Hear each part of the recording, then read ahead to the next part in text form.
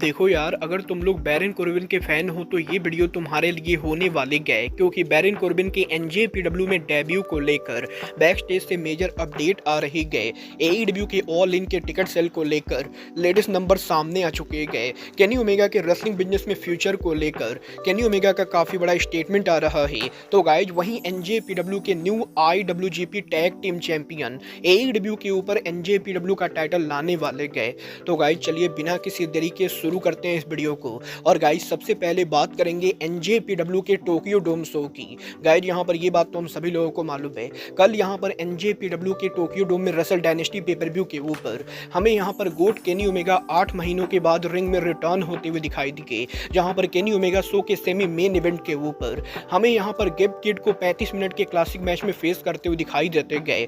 और ओमेगा और गेब किड के क्लासिक मैच के बाद अब केनी ओमेगा ने यहाँ पर पोस्ट मीडिया स्ट्रम के अंदर फाइनली यहाँ पर रेसलिंग बिजनेस पर उनके फ्यूचर को लेकर बात की। यहाँ पर केनी ओमेगा का ये कहना है कि वैसे तो वो अभी क्लियर नहीं गए कि एईडब्ल्यू के अंदर रिटर्न करने के बाद एग्जैक्टली यहाँ पर एईडब्ल्यू पर वो क्या करेंगे, बट केनी ओमेगा डेफिनेटली ये बोलना चाहेंगे कि 2025 में केनी ओमेगा कोटा इबुशी के साथ रियूनियन करना चाहेंगे। और अब जबकि कोटा इबुशी की इंजरी भी लगभग ठीक हो चुकी है, तो टाइम आ चुका है कि गोल्डन लवर्स एक बार फिर से रिंग में एक साथ उतरे। और केनी ओमेगा फैंस को ये प्रॉमिस करते गए कि 2025 में रेसलिंग फैंस को केनी ओमेगा एंड कोटा इबुशी ये दोनों एक साथ रिंग के अंदर देखने को मिलने वाले गए। well, अब ये तो आने वाला टाइम बताएगा कि एईडब्ल्यू पर ओमेगा के रिटर्न होने के बाद केनी ओमेगा सिंगल रेसलर के तौर पर ओकाडा के साथ उनकी राइवलरी कंटिन्यू करते गए या फिर कोटा इबुशी के साथ दोबारा टैग टीम के अंदर जाते गए। और एईडब्ल्यू के अंदर कोटा इबुशी एग्जैक्टली उनका रिटर्न कब करते गए। बट गाइस जहां तक बात रही एनजेपीडब्ल्यू के टोक्यो डोम शो की,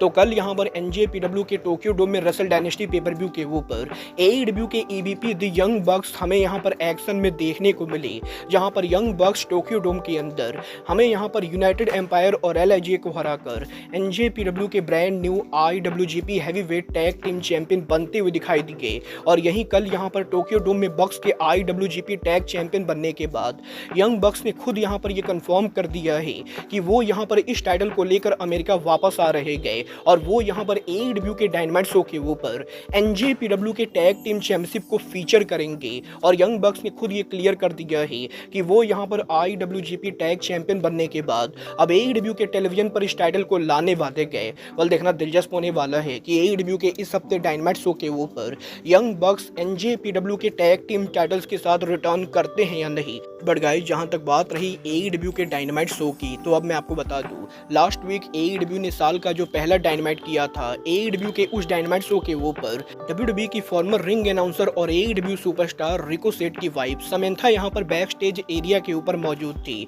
और गाइस ये बात तो हम सभी लोगों को मालूम है, रिको सेट के डब्ल्यूडब्ल्यूई को लीव करने के कुछ ही टाइम के बाद समंथा ने भी डब्ल्यूडब्ल्यूई को क्विट कर दिया था। और अब यहां पर समंथा के डब्ल्यूडब्ल्यूई को क्विट करने के बाद समंथा ने खुद यहां पर सोशल मीडिया पर वीडियो पोस्ट करके ये बताया है कि वो यहां पर एईडब्ल्यू के साल के पहले डायनामाइट शो के ऊपर बैक स्टेज एरिया के ऊपर मौजूद थी। बट क्योंकि यहां पर समंथा ने डब्ल्यूडब्ल्यूई कंपनी को लीव किया है, तो इसीलिए कंपनी ने समंथा के कॉन्ट्रैक्ट में नॉन कम्पीट क्लॉज लगाया है। और नॉन कम्पीट क्लॉज की वजह से समंथा यहां पर एईडब्ल्यू के ऑन स्क्रीन के ऊपर अपीयर नहीं हो सकती गए। और इसी रीजन की वजह से समंथा के यहां पर शो के पूरे टाइम के ऊपर मौजूद होने के बाद भी वो यहां पर ऑन कैमरा के ऊपर अपीयर नहीं हुई। बल देखना दिलचस्प होने वाला है कि समंथा के नॉन कम्पीट क्लॉज के ओवर होने के बाद क्या टोनी खान समंथा को एईडब्ल्यू में लाने की कोशिश करते हैं या नहीं।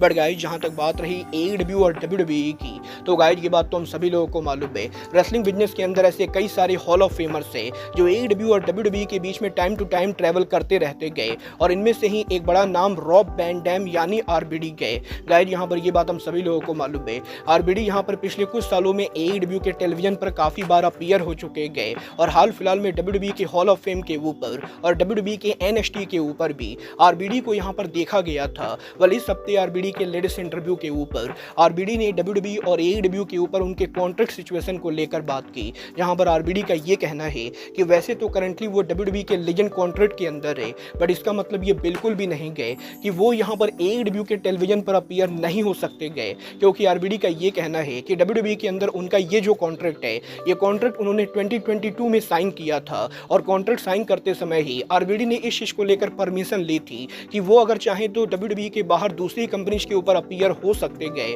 और इसीलिए आरबीडी पिछले 2 सालों के अंदर काफी बार पर AEW के टेलीविजन पर अपीयर हुए हैं और आरबीडी का ये कहना है कि डेफिनेटली यहाँ पर फ्यूचर के अंदर अगर AEW company Rob Van Dam को दोबारा बुक करना चाहती गए तो आरबीडी यहाँ पर AEW पर रिटर्न होने के लिए पूरी तरह से ओपन है। और अब यहाँ पर ये AEW कंपनी के ऊपर है कि वो यहाँ पर आरबीडी को उनके शो पर लाना चाहती है या नहीं। और जहाँ तक बात रही WWE की, तो क्योंकि आरबीडी ऑलरेडी WWE के लेजेंड कॉन्ट्रैक्ट के अंदर है तो WWE के अंदर तो वो फैंस को देखने को मिलने ही वाले गए। बल मुझे यहाँ पर नहीं लगता है कि टोनी खान फ्यूचर में अब रॉब वैन डैम को बुक करने वाले हैं।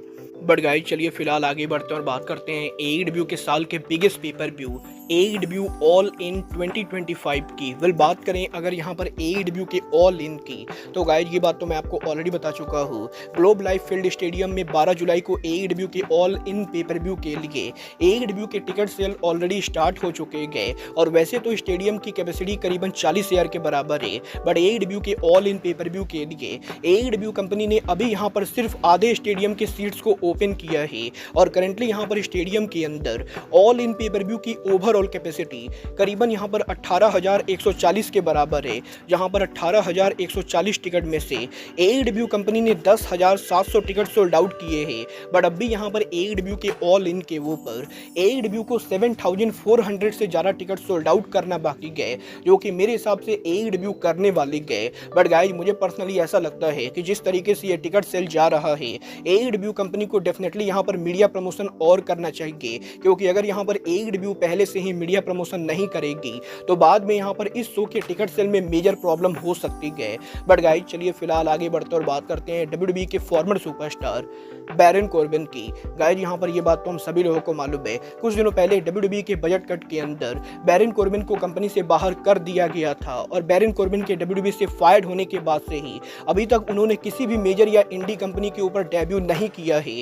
और अब यहाँ पर फाइनली इस चीज को अपडेट आ रही गए कि बैरन कॉर्बिन WWE से बाहर आने के बाद कौन सी कंपनी को ज्वाइन करने को लेकर इंटरेस्टेड है। बैरन कॉर्बिन जिस कंपनी को ज्वाइन करने वाले गए वो AEW या TNA जैसी अमेरिकन कंपनी ना होकर बल्कि जापान की biggest wrestling promotion new Japan pro wrestling यानी NJPW गए। गाइस यहाँ पर टोक्यो स्पोर्ट ने ये कंफर्म किया है कि करंटली यहाँ पर NJPW और बैरन कॉर्बिन के बीच में कंपनी पर आने को लेकर बातें चल रही गए और अभी तक यहाँ पर हर चीजें पूरी तरह से फाइनलाइज नहीं हुई गए। बट अगर यहाँ पर सब कुछ सही जाता है तो बैरन कॉर्बिन जल्द यहाँ पर NJPW के ऊपर उनका डेब्यू करेंगे और हमें यहाँ पर न्यू जापान प्रो रेसलिंग के अंदर बैरन कॉर्बिन देखने को मिल सकते गए।